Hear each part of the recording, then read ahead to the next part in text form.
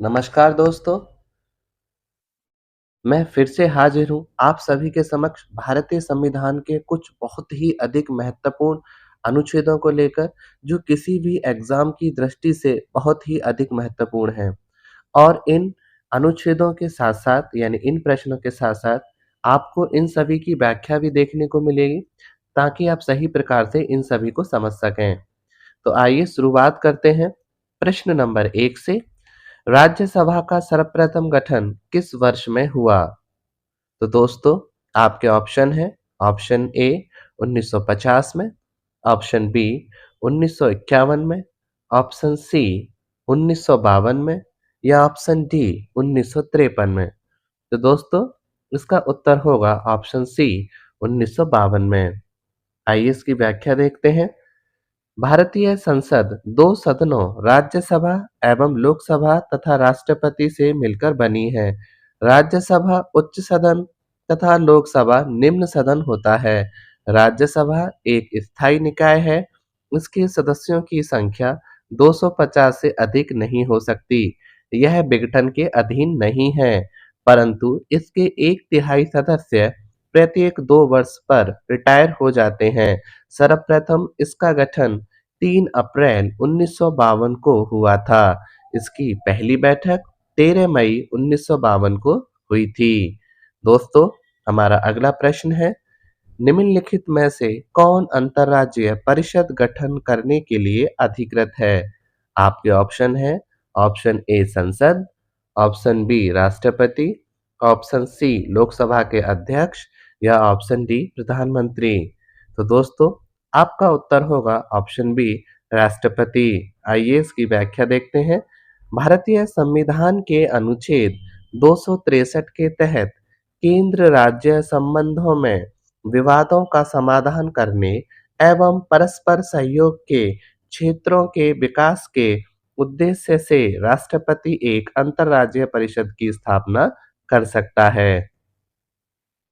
दोस्तों, हमारा अगला प्रश्न है, लोकसभा द्वारा पारित धन विधेयक राज्यसभा द्वारा भी पारित मान लिया जाएगा यदि राज्यसभा द्वारा उस पर कोई कार्यवाही नहीं की जाती है। तो आपके ऑप्शन है। ऑप्शन ए 10 दिनों तक, ऑप्शन बी 14 दिनों तक, ऑप्शन सी 15 दिनों तक या ऑप्शन डी 16 दिनों तक। तो दोस्तों, आपका उत्तर होगा ऑप्शन बी 14 दिनों तक। अब आइए इसकी व्याख्या देखते हैं। संविधान के अनुच्छेद 109 के अनुसार धन विधेयक राज्यसभा में पुनः स्थापित नहीं किया जा सकता है। धन विधेयक लोकसभा द्वारा पारित किए जाने के पश्चात राज्यसभा को उसकी सिफारिशों के लिए प्रेषित किया जाता है, जिसे राज्यसभा अधिकतम 14 दिनों तक ही रोक सकती है। दोस्तों, हमारा अगला प्रश्न है, राज्य वित्त आयोग है एक। ऑप्शन ए विधिक संस्था, ऑप्शन बी असंवैधिक संस्था, ऑप्शन सी संवैधानिक संस्था या ऑप्शन डी उपरोक्त में से कोई नहीं। तो दोस्तों, इसका उत्तर होगा ऑप्शन सी संवैधानिक संस्था। आइए देखते हैं। भारतीय संविधान के अनुच्छेद 243 में आयोग के गठन की व्यवस्था की गई है। राज्य वित्त आयोगों का गठन प्रत्येक 5 वर्ष पर किया जाता है। स्पष्ट है कि राज्य वित्त आयोग एक संवैधानिक संस्था है। दोस्तों, हमारा अगला प्रश्न है, भारतीय संविधान के किस अनुच्छेद के अंतर्गत अंतर्राष्ट्रीय समझौतों को प्रभावी बनाने हेतु संसद राज्य सूची के विषय पर कानून बना सकती है? तो आपके ऑप्शन है। ऑप्शन ए अनुच्छेद 249, ऑप्शन बी अनुच्छेद 250, ऑप्शन सी अनुच्छेद 252 या ऑप्शन डी अनुच्छेद 253। तो दोस्तों, इसका उत्तर होगा अनुच्छेद 253 यानी ऑप्शन डी। आइए इसकी व्याख्या देखते हैं। संविधान के अनुच्छेद 253 में उल्लेख है कि संसद को किसी अन्य देश या देशों के साथ की गई किसी संधि, करार या अभिसमय के क्रियान्वयन के लिए भारत के संपूर्ण राज्य क्षेत्र या उसके किसी भाग के लिए कोई विधि बनाने की शक्ति है। दोस्तों, हमारा अगला प्रश्न है, भारतीय संविधान के किस अनुच्छेद में निर्वाचन आयोग के लिए प्रावधान है? तो आपके ऑप्शन है, ऑप्शन ए अनुच्छेद 320, ऑप्शन बी अनुच्छेद 322, ऑप्शन सी अनुच्छेद 324 या ऑप्शन डी अनुच्छेद 326। तो दोस्तों, आपका उत्तर होगा अनुच्छेद 324। आइए देखते हैं, भारतीय संविधान के अनुच्छेद 324 में निर्वाचन आयोग के गठन का प्रावधान है। अनुच्छेद 320 लोक सेवा आयोग के कार्य से संबंधित है। दोस्तों, हमारा अगला प्रश्न है, भारत के सर्वोच्च न्यायालय ने संविधान के आधारभूत ढांचे के सिद्धांत को स्पष्ट किया है। तो आपके ऑप्शन है, ऑप्शन ए गोलकनाथ बाद 1967 में, ऑप्शन बी सज्जन सिंह बाद 1965 में, ऑप्शन सी शंकरी प्रसाद बाद 1951 में या ऑप्शन डी केशवानंद भारती बाद 1973 में। तो दोस्तों, आपका उत्तर होगा ऑप्शन डी केशवानंद भारती बाद 1973 में। आइए देखते हैं, केशवानंद भारती बनाम केरल राज्य मामले 1973 में उच्चतम न्यायालय की 13 सदस्यीय संविधान पीठ ने संविधान के मूल ढांचे का सिद्धांत का प्रतिपादन किया था। दोस्तों, हमारा अगला प्रश्न है, अनुच्छेद 249 के खंड पहले के अंतर्गत पारित प्रस्ताव निम्नलिखित में से किससे अधिक समय के लिए प्रवर्त नहीं रहेगा? आपके ऑप्शन है, ऑप्शन ए 1 माह, ऑप्शन बी 3 माह, ऑप्शन सी 6 माह या ऑप्शन डी 1 वर्ष। तो दोस्तों, आपका उत्तर होगा ऑप्शन डी 1 वर्ष। आइए इसकी व्याख्या देखते हैं। अनुच्छेद 249 के खंड फर्स्ट यानी पहले के अंतर्गत पारित प्रस्ताव 1 वर्ष से अधिक समय के लिए प्रवर्त नहीं रहेगा, परंतु जितनी बार किसी ऐसे संकल्प को बनाए रखने का अनुमोदन करने वाला संकल्प खंड फर्स्ट में उपबंधित रीति से पारित हो जाता है, तो और उतनी बार ऐसा संकल्प उस तारीख से जिसको वह इस खंड के अधीन अन्यथा प्रवर्त नहीं रहता, 1 वर्ष की अवधि तक ही प्रवर्त रहेगा। हमारा अगला प्रश्न है, संविधान के किस भाग में पंचायती राज व्यवस्था संबंधी प्रावधान दिए गए हैं? तो दोस्तों, आपके ऑप्शन है, ऑप्शन ए भाग 9 में, ऑप्शन बी भाग 6 में, ऑप्शन सी भाग 3 में या ऑप्शन डी भाग चौथे के ए में। तो दोस्तों, आपका उत्तर होगा ऑप्शन ए यानी भाग 9 में। भारत के संविधान के भाग 9 में पंचायतों से संबंधित उपबंध हैं और इसे संविधान 73वां संशोधन अधिनियम 1992 द्वारा अंतः स्थापित किया गया है। तो दोस्तों, हमारा अगला प्रश्न होगा, पंचायती राज व्यवस्था अपनाई गई थी। आपके ऑप्शन है, ऑप्शन ए लोगों को राजनीतिक जागरूकता प्रदान करने हेतु, ऑप्शन बी लोकतंत्र की शक्तियों के विकेंद्रीकरण के लिए, ऑप्शन सी कृषकों को शिक्षित करने के लिए या ऑप्शन डी उपरोक्त में से कोई नहीं। तो दोस्तों, आपका उत्तर होगा ऑप्शन बी लोकतंत्र की शक्तियों के विकेंद्रीकरण के लिए। आइए इसकी व्याख्या देखते हैं। पंचायती राज व्यवस्था का प्रारंभ 2 अक्टूबर 1959 को नागौर यानी राजस्थान में हुआ था। इसका प्रमुख उद्देश्य विकास में जन भागीदारी एवं लोकतांत्रिक विकेंद्रीकरण को सुनिश्चित करना है। दोस्तों, हमारा अगला प्रश्न होगा, भारत में पंचायती राज व्यवस्था का शिल्पी किसे कहा जाता है? तो आपके ऑप्शन होंगे, option A Acharya Narendra Dev, option B G V K Rao, option C B R Mehta या option D L M Singhvi. तो दोस्तों, आपका उत्तर होगा option C B R Mehta. आइए इसकी व्याख्या देखते हैं। भारत के पंचायती राज व्यवस्था का वास्तुकार बलवंत राय मेहता को कहा जाता है।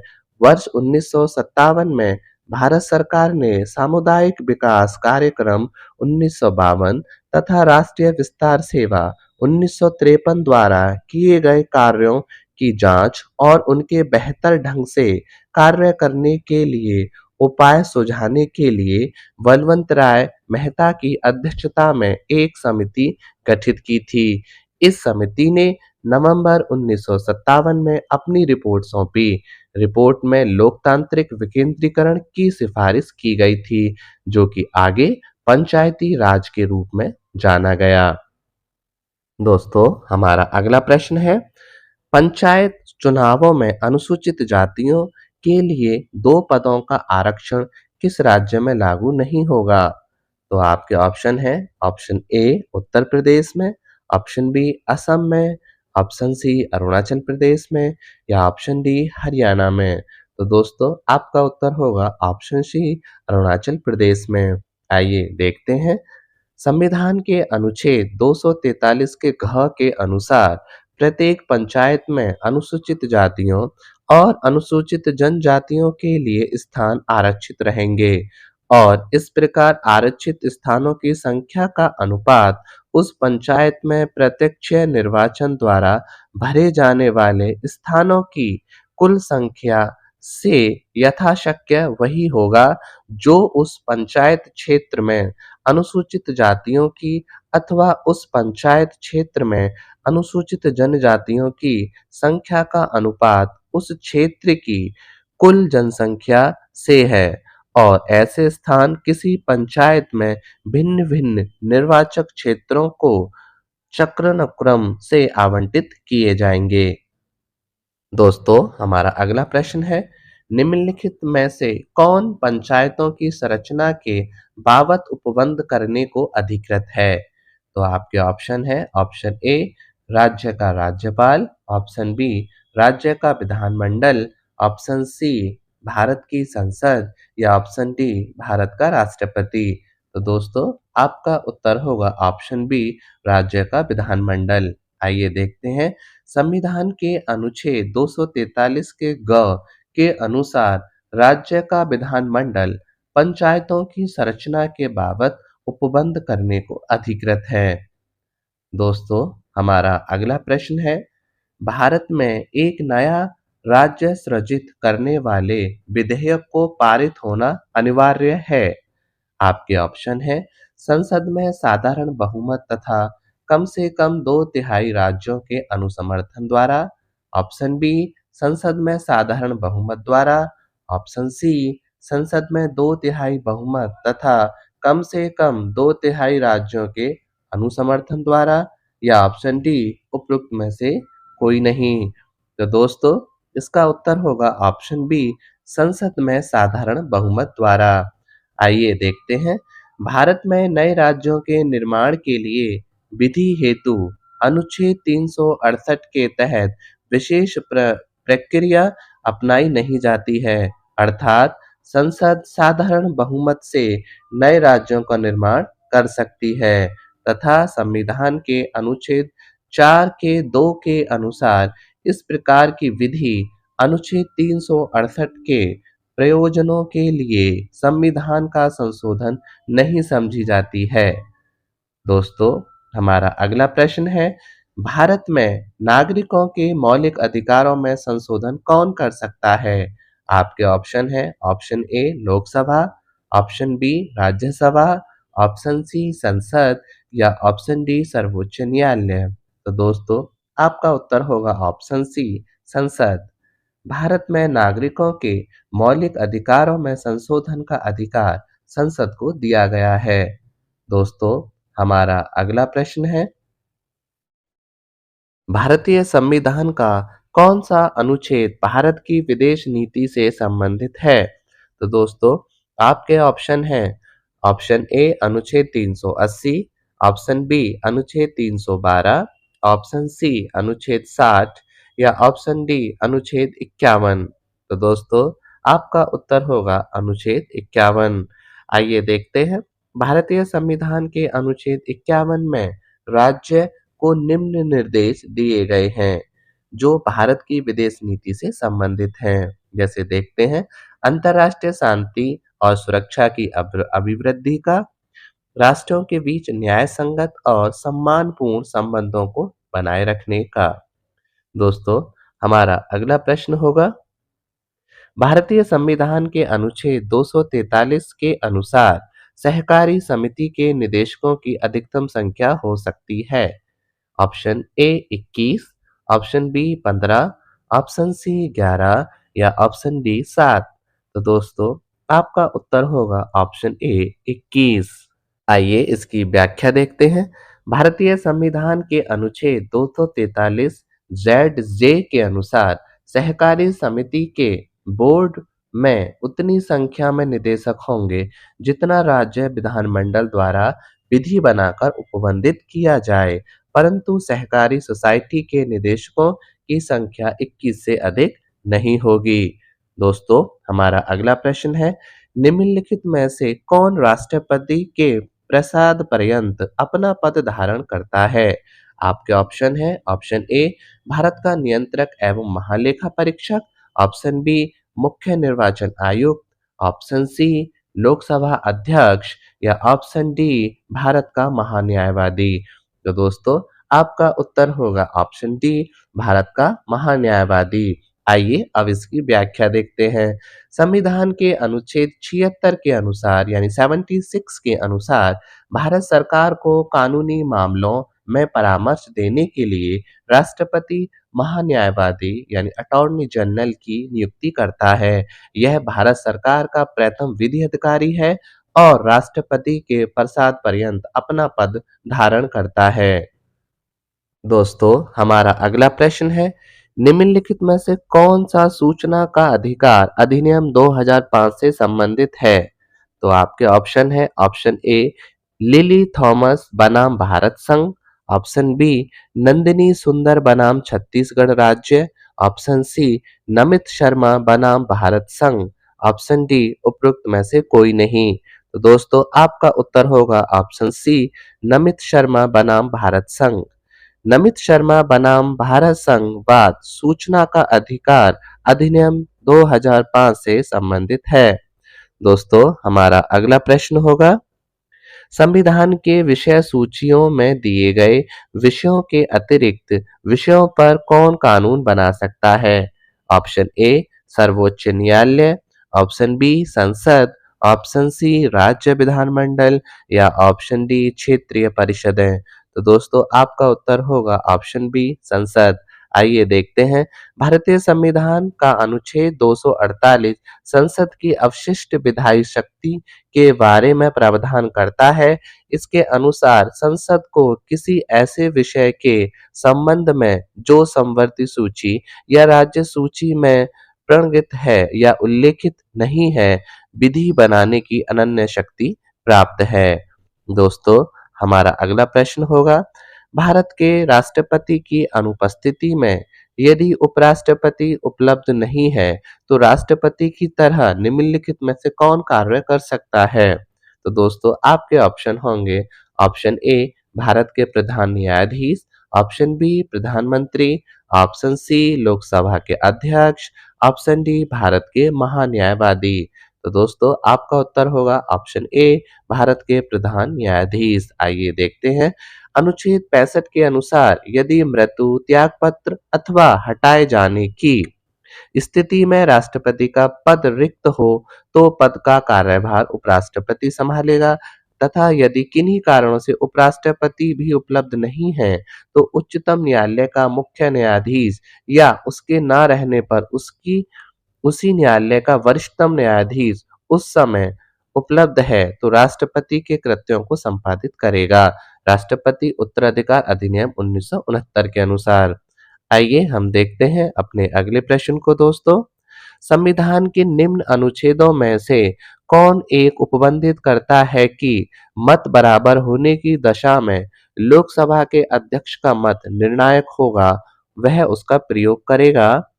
आपके ऑप्शन है अनुच्छेद ए यानी ऑप्शन ए अनुच्छेद 99 यानी 99 के अनुसार, ऑप्शन बी अनुच्छेद 103 के अनुसार, ऑप्शन सी अनुच्छेद 100 के अनुसार या ऑप्शन डी अनुच्छेद 102 के अनुसार। तो दोस्तों आपका उत्तर होगा अनुच्छेद 100 यानी 100 के अनुसार। आइए देखते हैं भारतीय संविधान के अनुच्छेद 100 के अनुसार इस संविधान में यथा अन्यथा उपबंधित के सिवाय प्रत्येक सदन की बैठक में या सदनों की संयुक्त बैठक में सभी प्रश्नों के अवधारण अध्यक्ष को अथवा सभापति या अध्यक्ष के रूप में कार्य करने वाले व्यक्ति को छोड़कर उपस्थित और मत देने वाले सदस्यों के बहुमत से किया जाएगा। सभापति या अध्यक्ष अथवा उस रूप में कार्य करने वाला व्यक्ति मत नहीं देगा, किंतु मत बराबर होने की दशा में उसका निर्णायक मत होगा और वह उसका प्रयोग करेगा। दोस्तों हमारा अगला प्रश्न है, व्यक्तिगत स्वतंत्रता के लिए उच्च न्यायालय निम्नलिखित में से किस रिट को जारी कर सकता है? आपके ऑप्शन है, ऑप्शन ए परमादेश, ऑप्शन बी अधिकार परीक्षा, ऑप्शन सी बंदी प्रत्यक्षीकरण या ऑप्शन डी प्रतिषेध। तो दोस्तों आपका उत्तर होगा ऑप्शन सी यानी बंदी प्रत्यक्षीकरण। आइए इसकी व्याख्या देखते हैं। भारतीय संविधान के अनुच्छेद 226 के अनुसार उच्च न्यायालय व्यक्तिगत स्वतंत्रता के लिए बंदी प्रत्यक्षीकरण रिट को जारी कर सकता है। हमारा अगला प्रश्न है दोस्तों, अनुच्छेद 108 के अंतर्गत लोकसभा और राज्यसभा की संयुक्त बैठक आहूत की जाती है। तो दोस्तों आपके ऑप्शन है, ऑप्शन ए राष्ट्रपति द्वारा, ऑप्शन बी लोकसभा स्पीकर द्वारा, ऑप्शन सी प्रधानमंत्री द्वारा या ऑप्शन डी राज्यसभा के अध्यक्ष द्वारा। तो दोस्तों हमारा उत्तर होगा ऑप्शन ए भारत के राष्ट्रपति द्वारा यानी राष्ट्रपति द्वारा। आइए इसकी व्याख्या देखते हैं। भारतीय संविधान के अनुच्छेद 108 के तहत धन विधेयक को छोड़कर किसी अन्य विधेयक की दशा में यदि दोनों सदनों के बीच कोई अंतिम असहमति हो जाए तो राष्ट्रपति मतभेदों को दूर कराने के लिए दोनों सदनों की संयुक्त बैठक बुला सकता है। दोस्तों हमारा अगला प्रश्न है, भारत के राष्ट्रपति को महाभियोग द्वारा हटाने की प्रक्रिया निम्नलिखित में से किस अनुच्छेद में वर्णित है?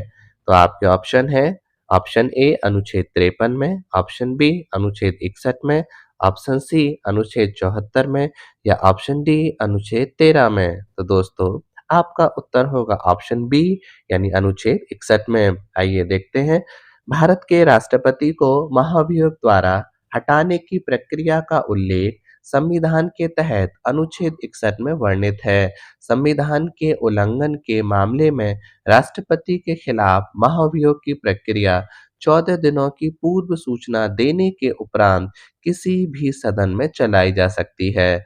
महाभियोग की प्रक्रिया शुरू करने के लिए उस सदन के सदस्यों के 1/4 सदस्यों की सहमति आवश्यक है। दोस्तों हम अपने अगले प्रश्न को देखेंगे, निम्न में कौन एक भारत के संविधान का संघीय लक्षण नहीं है? तो देखते हैं, ऑप्शन ए केंद्र तथा राज्यों के बीच शक्ति का बंटवारा, ऑप्शन बी पूर्ण रूप से लिखित संविधान, ऑप्शन सी इकहरी नागरिकता या ऑप्शन डी स्वतंत्र न्यायपालिका। तो दोस्तों आपका उत्तर होगा ऑप्शन सी इकहरी नागरिकता। आइए देखते हैं, भारतीय संविधान में एकात्मक और संघात्मक दोनों ही विशेषताएं मौजूद हैं। भारतीय संविधान के संघात्मक लक्षणों में निम्नलिखित संविधान, कठोर संविधान, केंद्र तथा राज्यों में शक्तियों का वितरण, न्यायपालिका की सर्वोच्चता एवं स्वतंत्रता, द्विसदनीय विधानमंडल आदि हैं। जबकि एकात्मक लक्षणों के अंतर्गत एकल नागरिकता, राज्यपालों की राष्ट्रपति द्वारा नियुक्ति, आपातकाल की घोषणा, समझौतों को लागू करने में संसद की शक्ति आदि का उल्लेख किया जा सकता है। अतः उपरोक्त विकल्पों में विकल्प सी संघीय लक्षण नहीं है। दोस्तों हमारा अगला प्रश्न होगा, निम्न में से किस राज्य में सर्वप्रथम लोकायुक्त कार्यालय की स्थापना हुई थी? आपके ऑप्शन है, option A Maharashtra, option B Uttar Pradesh, option C Bihar या ऑप्शन डी उड़ीसा। तो दोस्तों आपका उत्तर होगा ऑप्शन ए महाराष्ट्र। आइए इसकी व्याख्या देखते हैं।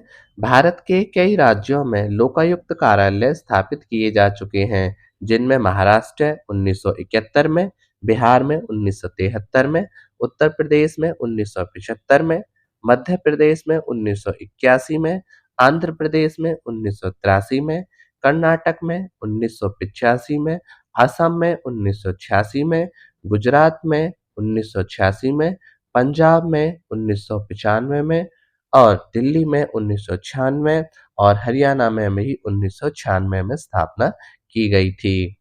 आइए देखते हैं अपने अगले प्रश्न को।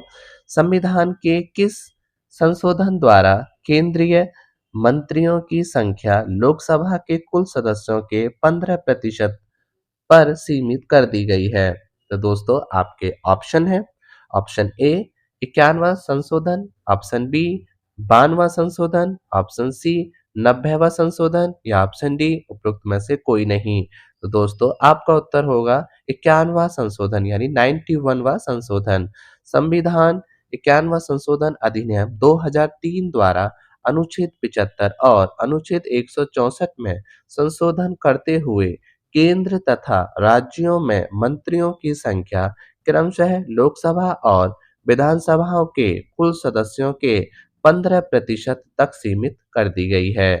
दोस्तों हमारा अगला प्रश्न है, भारत में मत देने का अधिकार निम्नलिखित अधिकारी अधिकारों में से कौन सा है? यानी जो भारत में आप मत देते हो वो कौन सा अधिकार है? ऑप्शन ए मौलिक अधिकार, ऑप्शन बी संवैधानिक अधिकार, ऑप्शन सी प्राकृतिक अधिकार या ऑप्शन डी वैधानिक अधिकार। तो दोस्तों इसका उत्तर होगा ऑप्शन डी वैधानिक अधिकार। आइए इसकी व्याख्या देखते हैं।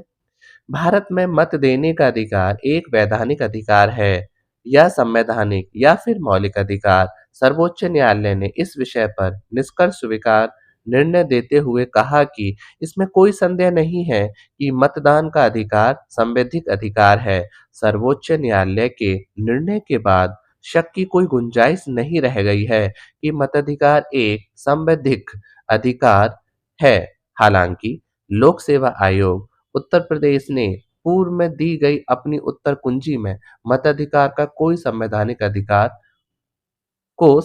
अधिकार माना है। इसका आधार संविधान के अनुच्छेद 326 के तहत वयस्क मताधिकार का उल्लेख होना हो सकता है। तो फिलहाल तो हम यही कहेंगे कि जो वोट देने का अधिकार है वो एक वैधानिक अधिकार है। आइए अपने अगले प्रश्न को देखते हैं। लोकसभा में एंग्लो इंडियन समुदाय के लिए आरक्षण का प्रावधान संविधान में किस अनुच्छेद में किया गया है? तो दोस्तों इसको देखते हैं।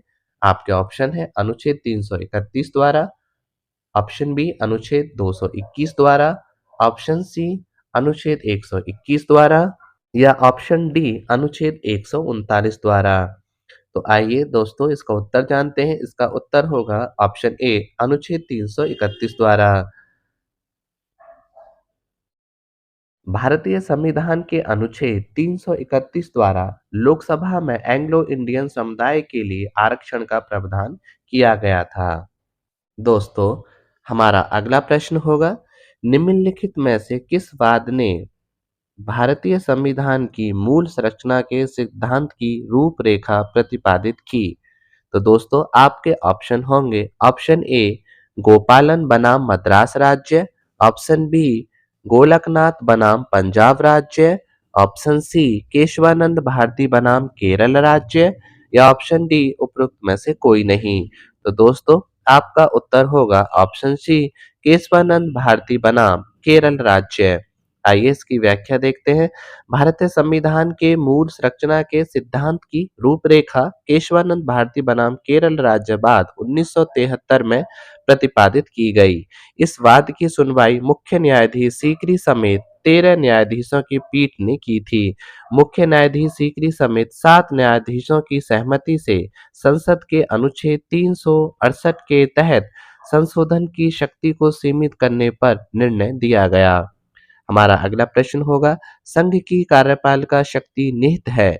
ऑप्शन ए प्रधानमंत्री में, ऑप्शन बी राष्ट्रपति में, ऑप्शन सी मंत्रिपरिषद में या ऑप्शन डी संसद में। तो दोस्तों आपका उत्तर होगा ऑप्शन बी यानी राष्ट्रपति में। आइए इसकी व्याख्या देखते हैं। भारतीय संविधान के अनुच्छेद 53 के फर्स्ट के अनुसार संघ की कार्यपालिका शक्ति राष्ट्रपति में निहित होगी और वह उसका प्रयोग इस संविधान के अनुसार स्वयं या अपने अधीनस्थ अधिकारियों द्वारा करेगा। दोस्तों, हमारा अगला प्रश्न है, संसद में शून्यकाल का समय है। ऑप्शन ए सुबह 9 बजे से 10 बजे तक, ऑप्शन बी सुबह 10 बजे से 11 बजे तक, ऑप्शन सी सुबह 11 बजे से दोपहर 12 बजे तक, या ऑप्शन डी दोपहर 12 बजे से अपराह्न 1 बजे तक। तो दोस्तों, आपका उत्तर होगा ऑप्शन डी दोपहर 12 बजे से अपराह्न 1 बजे तक। आइए इसकी व्याख्या देखते हैं। भारतीय संसद के दोनों सदनों में प्रश्नकाल की समाप्ति और संसद में नियमित सूचीबद्ध कार्यवाहियों के प्रारंभ होने के बीच के समय को शून्यकाल के रूप में परिभाषित किया जा सकता है। दोस्तों, हमारा अगला प्रश्न होगा, निम्नलिखित में से कौन भारत के राष्ट्रपति के निर्वाचन हेतु निर्वाचक गण में सम्मिलित नहीं है? आपके ऑप्शन है, ऑप्शन ए लोकसभा के निर्वाचित सदस्य, ऑप्शन बी राज्यसभा के निर्वाचित सदस्य, ऑप्शन सी राज्यों के विधानसभाओं के निर्वाचित सदस्य, या ऑप्शन डी राज्यों की विधान परिषदों के निर्वाचित सदस्य। तो दोस्तों, आपका उत्तर होगा ऑप्शन डी राज्यों की विधान परिषदों के निर्वाचित सदस्य। आइए देखते हैं। भारतीय संविधान के अनुच्छेद 54 के अनुसार राष्ट्रपति का निर्वाचन एक निर्वाचक मंडल द्वारा किया जाता है, जिसके सदस्यों में संसद के दोनों सदनों के निर्वाचित सदस्य, राज्यों की विधानसभाओं के निर्वाचित सदस्य और इस प्रकार लोकसभा एवं राज्यसभा के मनोनीत सदस्य तथा राज्यों की विधान परिषदों के निर्वाचित सदस्य भारत के राष्ट्रपति के निर्वाचन हेतु निर्वाचक गण में सम्मिलित नहीं होते हैं।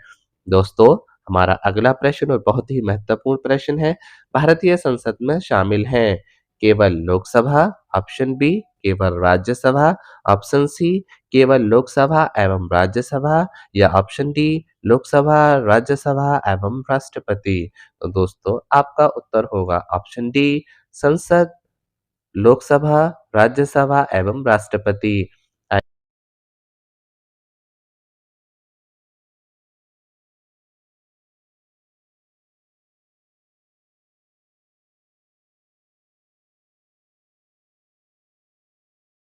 दोस्तों, हमारा अगला प्रश्न होगा, आइए देखते हैं। भारतीय संविधान का निम्नलिखित में से कौन सा अनुच्छेद भारत के राष्ट्रपति में अध्यादेश जारी करने की शक्ति प्रदान करता है? तो दोस्तों, आपके ऑप्शन होंगे, ऑप्शन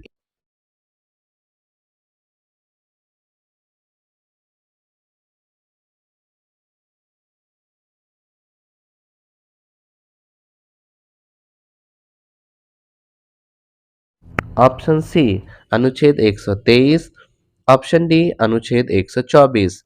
तो दोस्तों, आपका उत्तर होगा अनुच्छेद 100। तो दोस्तों, हमारा अगला प्रश्न होगा, थोड़ा हम देखेंगे, थोड़ा-सा इधर-उधर हो गया था।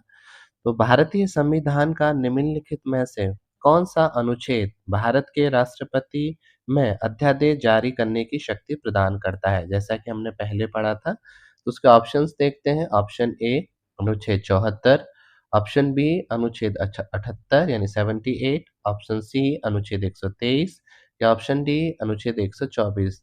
तो दोस्तों, इसका उत्तर होगा ऑप्शन सी यानी अनुच्छेद 123। आइए देखते हैं। भारतीय संविधान का अनुच्छेद 123 भारत के राष्ट्रपति को अध्यादेश जारी करने की शक्ति प्रदान करता है। हमारा अगला प्रश्न, राज्य वित्त आयोग के संबंध में निम्नलिखित कथनों में से कौन सा सही है? ऑप्शन ए यह एक अनौपचारिक संस्था है, ऑप्शन बी यह एक संवैधानिक संस्था है, ऑप्शन सी यह एक प्रशासनिक संस्था है, या ऑप्शन डी उपरोक्त में से कोई नहीं। तो दोस्तों, इसका उत्तर होगा ऑप्शन बी, यह एक संवैधानिक संस्था है। आइए इसकी व्याख्या देखते हैं। राज्य वित्त आयोग एक संवैधानिक संस्था है। इसका गठन राज्यपाल द्वारा अनुच्छेद 243 के तहत हर 5वें वर्ष पंचायतों और नगर निकायों की वित्तीय स्थिति की समीक्षा के लिए तथा इससे संबंधित सिफारिशें गवर्नर को सौंपने के लिए किया जाता है। हमारा अगला प्रश्न है, निम्नलिखित में से कौन प्रथम जनजातीय लोकसभा अध्यक्ष थे? Option A G B Mavalankar, option B G M C Balayogi, option C Manohar Joshi या ऑप्शन डी पीए संगमा। तो दोस्तों, आपका उत्तर होगा ऑप्शन डी पीए संगमा। आइए इसकी व्याख्या देखते हैं। पीए संगमा वर्ष 1995 में प्रथम जनजातीय केंद्रीय मंत्री बने थे। वर्ष 1996 में यह लोकसभा के पहले जनजातीय अध्यक्ष बने थे। हमारा अगला प्रश्न, भारतीय संविधान की 11वीं अनुसूची संबंधित है। ऑप्शन ए पंचायती राज से, ऑप्शन बी नगरपालिका से, ऑप्शन सी केंद्र राज्य संबंधों से या ऑप्शन डी उपरोक्त में से कोई नहीं। तो दोस्तों, आपका उत्तर होगा ऑप्शन ए पंचायती राज से। आइए इसकी व्याख्या देखते हैं। 73वें संविधान संशोधन 1992 यानी 24 अप्रैल 1993 से प्रभावी द्वारा संविधान में भाग 9 एवं 11वीं अनुसूची जोड़कर पंचायती राज संस्थाओं को संवैधानिक स्तर प्रदान किया गया। मेरे प्यारे दोस्तों, हमारा अगला प्रश्न है, सूचना का अधिकार के संबंध में निम्नलिखित कथनों में से कौन सा सही है? तो आइए देखते हैं।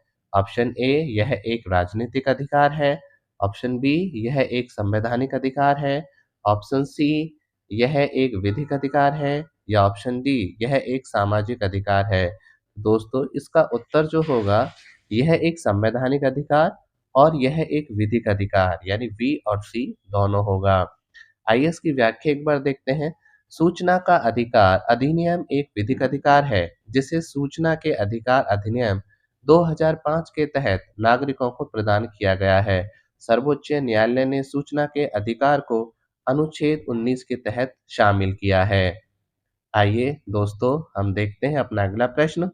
संसद के सदस्यों की निर्भरताओं से संबंधित प्रश्न का विनिश्चय करते समय राष्ट्रपति निम्नलिखित में से किसकी राय प्राप्त करेगा? तो दोस्तों, आपके ऑप्शन हैं, ऑप्शन ए भारत के मुख्य न्यायाधीश की, ऑप्शन बी भारत के निर्वाचन आयोग की, ऑप्शन सी भारत के महान्यायवादी की या ऑप्शन डी लोकसभा के अध्यक्ष की। दोस्तों, आपका उत्तर होगा ऑप्शन बी यानी भारत के निर्वाचन आयोग की। आइए इसकी व्याख्या देखते हैं। संविधान के अनुच्छेद 103 के तहत संसद के सदस्यों की निर्भरताओं से संबंधित प्रश्न का विनिश्चय राष्ट्रपति निर्वाचन आयोग के परामर्श के अनुसार करता है। आइए दोस्तों, हम अपना अगला प्रश्न देखते हैं। निम्नलिखित में से कौन अपने प्रधानत्व काल में लोकसभा के सदस्य थे? Option A Deve Gowda, option B I K Gujral, option C Chandrashekhar या option D doctor Manmohan Singh. तो दोस्तों, आपका उत्तर होगा ऑप्शन सी यानी चंद्रशेखर। आइए इसकी व्याख्या देखते हैं। देवगौड़ा, आई के गुजराल एवं डॉक्टर मनमोहन सिंह अपने प्रधानमंत्री के कार्यकाल में लोकसभा के सदस्य नहीं थे, जबकि चंद्रशेखर नवंबर 1990 से जून 1991 के मध्य भारत के प्रधानमंत्री थे और इस दौरान बलिया लोकसभा निर्वाचन क्षेत्र से सांसद थे।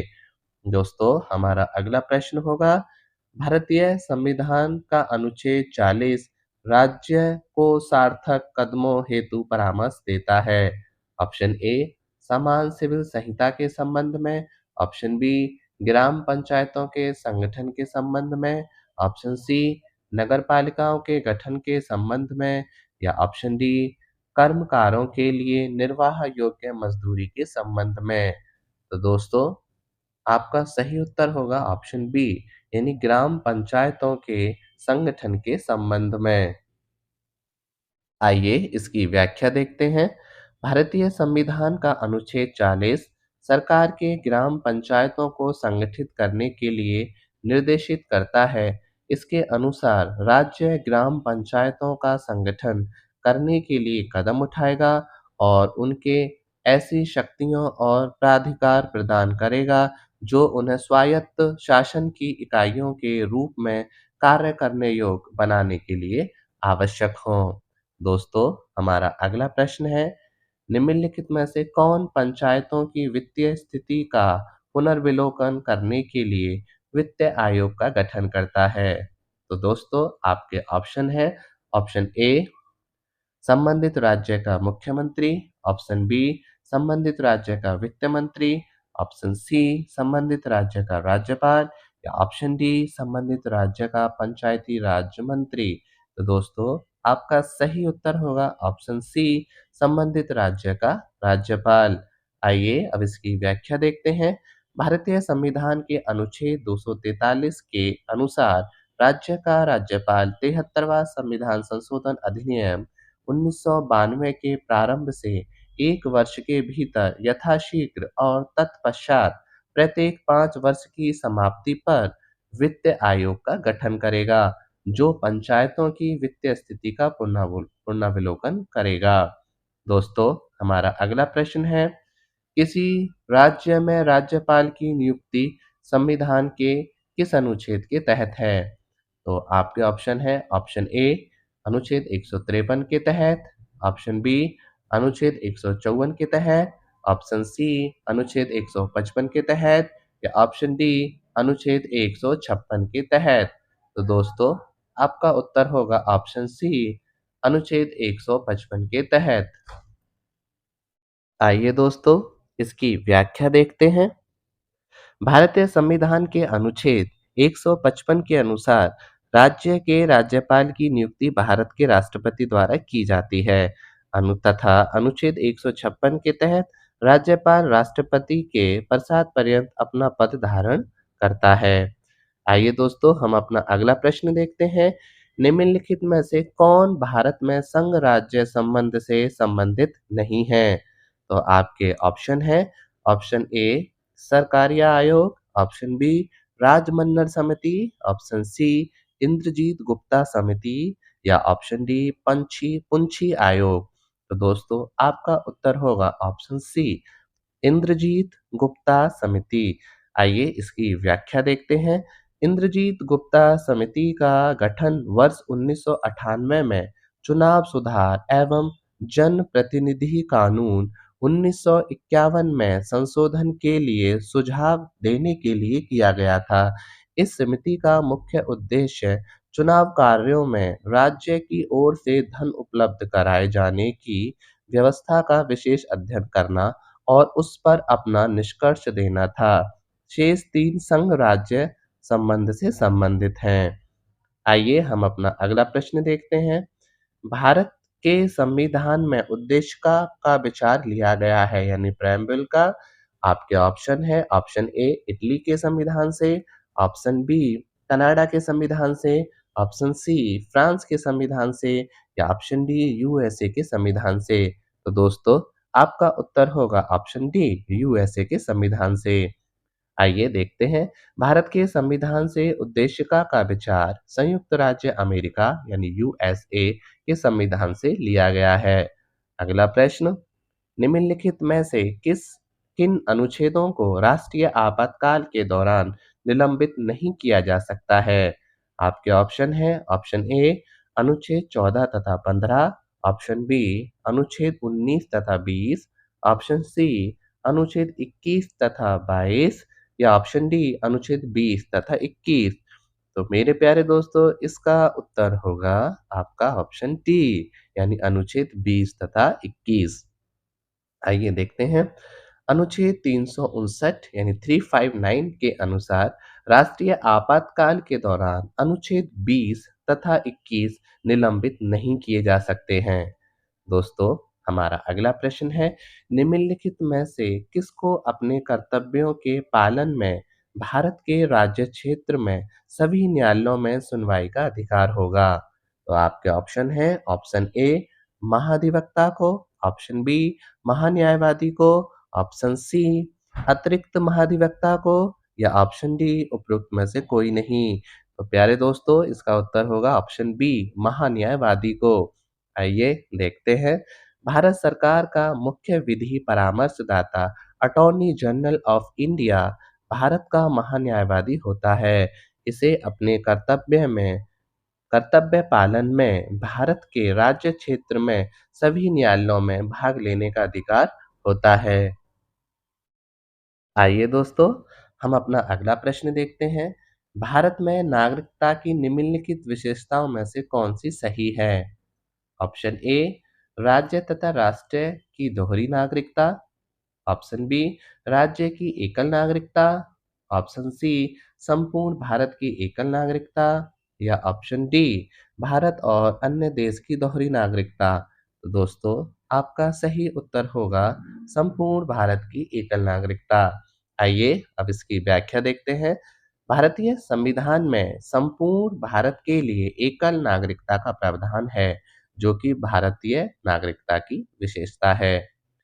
मेरे प्यारे दोस्तों, हमारा अगला प्रश्न है। आशा करता हूँ कि आप सभी प्रश्नों को बहुत अच्छी तरीके से पढ़ रहे होंगे, देख रहे होंगे और सुन रहे होंगे।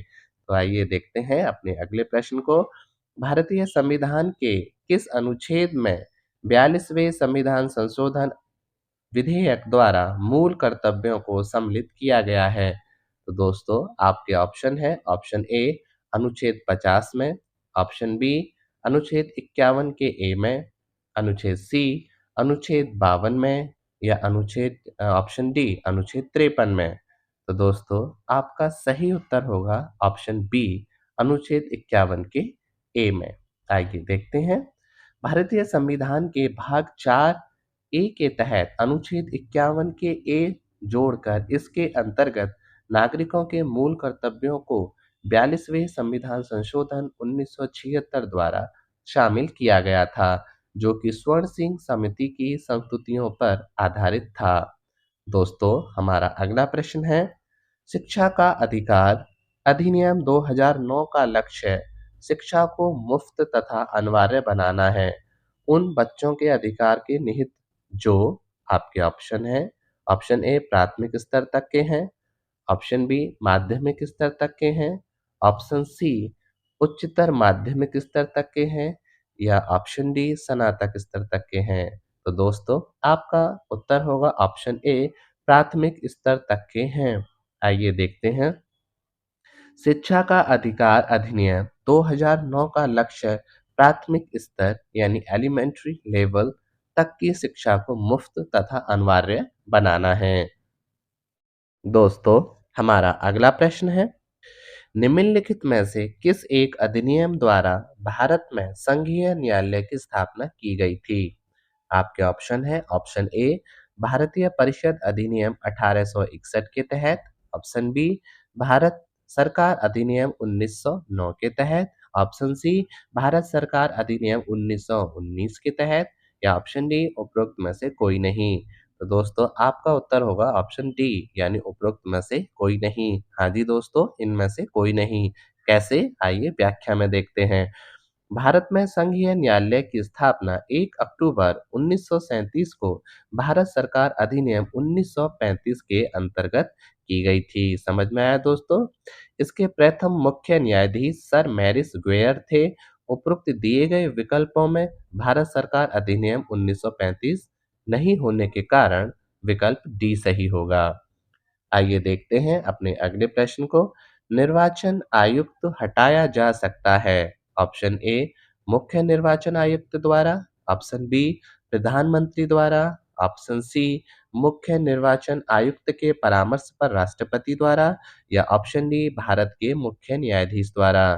तो दोस्तों, आपका उत्तर होगा ऑप्शन सी, मुख्य निर्वाचन आयुक्त के परामर्श पर राष्ट्रपति द्वारा। आइए अब हम इसकी व्याख्या देखते हैं।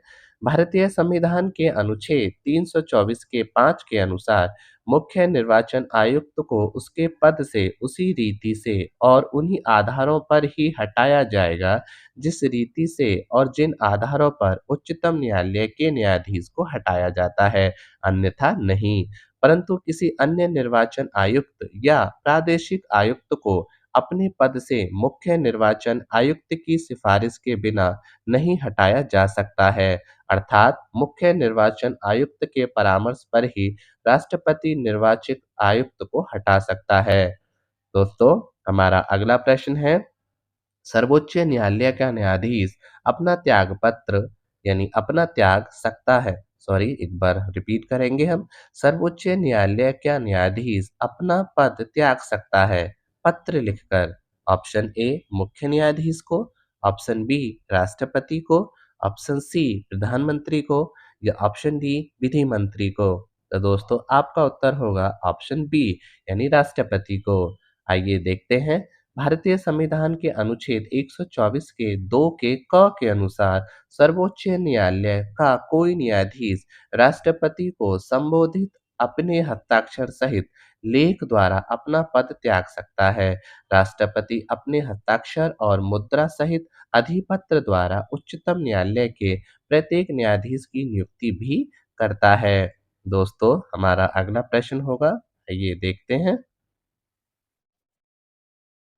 केंद्र सरकार तथा राज्यों के मध्य आर्थिक संबंधों की विवेचना की गई है।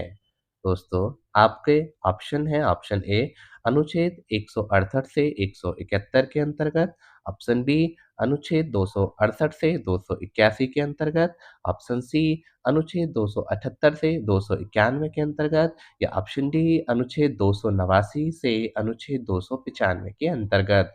तो दोस्तों इसका सही उत्तर होगा ऑप्शन बी अनुच्छेद 268 से 281 के अंतर्गत। आइए अब हम इसकी व्याख्या देखते हैं। केंद्र सरकार तथा राज्यों के मध्य आर्थिक संबंधों की विवेचना भारतीय संविधान के अनुच्छेद 268 से 281 के अंतर्गत की गई है।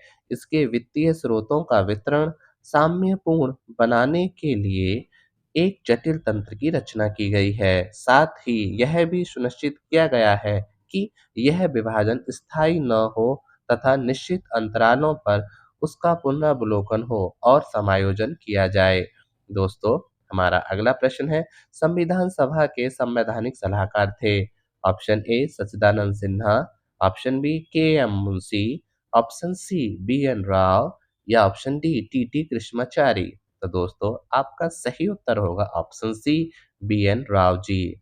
संवैधानिक सभा के यानी संविधान सभा के संवैधानिक सलाहकार वी एन राव थे। दोस्तों हमारा अगला प्रश्न है, आइए देखते हैं। निम्नलिखित में से कौन एक संवैधानिक संस्था नहीं है दोस्तों। ऑप्शन ए वित्त आयोग, ऑप्शन बी योजना आयोग, ऑप्शन सी लोक सेवा आयोग, या ऑप्शन डी चुनाव आयोग। तो दोस्तों आपका सही उत्तर होगा योजना आयोग। आइए अब हम इसकी व्याख्या देखते हैं।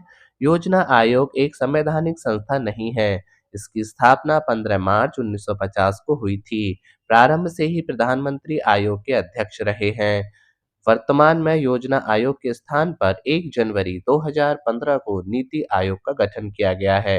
नीति आयोग के अध्यक्ष भी प्रधानमंत्री ही हैं। आइए दोस्तों हम अपने अगले प्रश्न को देखते हैं।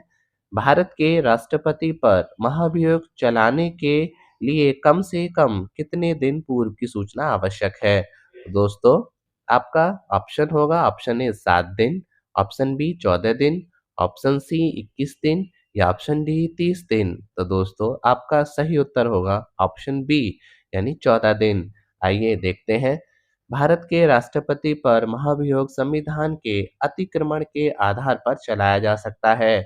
जब संसद का कोई सदन इस प्रकार का आरोप लगाए, संविधान के अनुच्छेद 61(2) के अनुसार ऐसा कोई आरोप तब तक नहीं लगाया जाएगा जब तक कि ऐसा आरोप लगाने की प्रस्थापना किसी ऐसे संकल्प में अंतर्दिष्ट नहीं है जो कम से कम 14 दिन की ऐसी लिखित सूचना के दिए जाने के पश्चात प्रस्तावित न किया गया हो। इस प्रकार 14 दिन की अग्रिम सूचना के साथ ही संकल्प पर सदन की कुल सदस्य संख्या के कम से कम एक चौथाई सदस्यों के हस्ताक्षर भी होने चाहिए। दोस्तों हमारा अगला प्रश्न है, निम्नलिखित अनुच्छेदों में से कौन एक राज्य सरकार को ग्राम पंचायतों को संगठित करने के लिए निर्देशित करता है? आपके ऑप्शन है ऑप्शन ए अनुच्छेद 32, ऑप्शन बी अनुच्छेद 40, ऑप्शन सी अनुच्छेद 48, या ऑप्शन डी अनुच्छेद 51। तो दोस्तों आपका सही उत्तर होगा ऑप्शन बी अनुच्छेद 40। आइए देखते हैं। भारतीय संविधान का अनुच्छेद 40 सरकार को ग्राम पंचायतों को संगठित करने के लिए निर्देशित करता है। इसके अनुसार राज्य ग्राम पंचायतों का संगठन करने के लिए कदम उठाएगा और उनको ऐसी शक्तियों और प्राधिकार प्रदान करेगा जो उन्हें स्वायत्त शासन की इकाइयों के रूप में कार्य करने योग्य बनाने के लिए आवश्यक हैं। दोस्तों, हमारा अगला प्रश्न होगा, भारतीय संसद की लोक लेखा समिति के अध्यक्ष को कौन मनोनीत करता है? तो दोस्तों, आपके ऑप्शन है, ऑप्शन ए लोकसभा का अध्यक्ष, ऑप्शन बी प्रधानमंत्री, ऑप्शन सी राष्ट्रपति या ऑप्शन डी राज्यसभा के सभापति। तो दोस्तों, आपका सही उत्तर होगा ऑप्शन ए लोकसभा का अध्यक्ष। आइए अब हम इसकी व्याख्या देखेंगे। लोक लेखा समिति के अध्यक्ष के रूप में लोकसभा अध्यक्ष द्वारा परंपरा के अनुसार विपक्ष के किसी नेता को मनोनीत किया जाता है। लोक लेखा समिति का मुख्य कार्य भारत सरकार के विनियोग लेखाओं पर नियंत्रक महालेखा परीक्षक के प्रतिवेदन की समीक्षा करना है। समिति में कुल 22 सदस्य होते हैं। इनमें लोकसभा से 15 सदस्य तथा राज्यसभा से 7 सदस्य होते हैं। दोस्तों, हमारा अगला प्रश्न है, निम्नलिखित में से कौन संसद के दोनों सदनों की संयुक्त बैठक की अध्यक्षता करेगा? आपके ऑप्शन है, ऑप्शन ए राष्ट्रपति, ऑप्शन बी प्रधानमंत्री, ऑप्शन सी राज्यसभा का सभापति या ऑप्शन डी लोकसभा का अध्यक्ष। तो दोस्तों, आपका सही उत्तर होगा ऑप्शन डी यानी लोकसभा का अध्यक्ष। आइए अब हम इसकी व्याख्या देखेंगे। भारतीय संविधान के अनुच्छेद 118 के 4 के अनुसार संसद के दोनों सदनों की संयुक्त बैठक की अध्यक्षता लोकसभा का अध्यक्ष करता है। लोकसभा अध्यक्ष की अनुमति के संदर्भ में अनुच्छेद 118 के 3 के अंतर्गत राष्ट्रपति द्वारा कुछ नियम बनाए गए हैं। दोस्तों, हमारा अगला प्रश्न है, निम्नलिखित में से किस वाद में भारतीय संविधान के मूलभूत ढांचे की अवधारणा प्रतिपादित की गई थी? तो दोस्तों, आपके ऑप्शन है, ऑप्शन ए इंद्र साहनीवाद, ऑप्शन बी शंकरी प्रसाद का वाद, ऑप्शन सी रुदल शाह का वाद या ऑप्शन डी उपरोक्त में से कोई नहीं। तो दोस्तों, इसका उत्तर होगा उपरोक्त में से कोई नहीं। हाँ जी दोस्तों, आइए देखते हैं क्यों इस व्याख्या में। केशवानंद भारती बनाम केरल राज्य 1973 के ऐतिहासिक मामले में संविधान के 24वें संशोधन अधिनियम की विधि मान्यता को उच्चतम न्यायालय में चुनौती दी गई। इसमें उच्चतम न्यायालय ने संविधान के अनुच्छेद 368 में व्यक्त संसद की संविधान संशोधन शक्ति की समीक्षा की। उच्चतम न्यायालय ने इस वाद में निर्णय दिया कि संसद को मूल अधिकारों सहित संविधान के संशोधन की पूर्ण शक्ति है, किंतु वह कोई ऐसा संशोधन नहीं कर सकती है जिससे संविधान का मूल तत्व या उसका आधारभूत ढांचा नष्ट हो जाए। और उपरोक्त ऑप्शंस में केशवानंद भारती बनाम केरल का ऑप्शन नहीं है। दोस्तों, अब हमारा अंतिम प्रश्न होगा और यह प्रश्न न होकर एक जानकारी है जिसमें हम कुछ राज्यों की स्थापना के विषय में जानेंगे। जैसे आंध्र प्रदेश राज्य का गठन किस वर्ष हुआ था? तो 1953 में। हरियाणा राज्य का गठन किस वर्ष हुआ था? 1966 में। हिमाचल प्रदेश राज्य का गठन कब हुआ था? 1971 में यानी 1971 में। और दोस्तों, सिक्किम राज्य का गठन कब हुआ था? 1975 में। तो ये ऐसी जानकारी है कि कभी-कभी राज्यों के स्थापना वर्ष पूछे जाते हैं या उनको मैच कराया जाता है। तो ऐसी स्थिति में यदि आपको कुछ राज्यों के स्थापना वर्ष पता है, तो आप इज़िली उनको टिक कर सकते हैं। तो दोस्तों, आप सभी का बहुत-बहुत धन्यवाद कि आपने इतने सारे प्रश्नों को धैर्यपूर्वक सुना और उन्हें पढ़ा। और मैं आपको गारंटी देता हूँ कि यदि आप इन प्रश्नों को पढ़ लेते हैं, तो आप समझ लीजिए कि आपने जो भारतीय संविधान से संबंधित एक बहुत ही महत्वपूर्ण पड़ाव को पार कर लिया है। तो इस सभी के साथ आप सभी का बहुत-बहुत धन्यवाद और मेरे साथ ऐसे ही बने रहिए और मेरा मनोबल बढ़ाते रहिए। इसी के साथ जय हिंद, जय भारत। खुश रहिए, हँसते रहिए।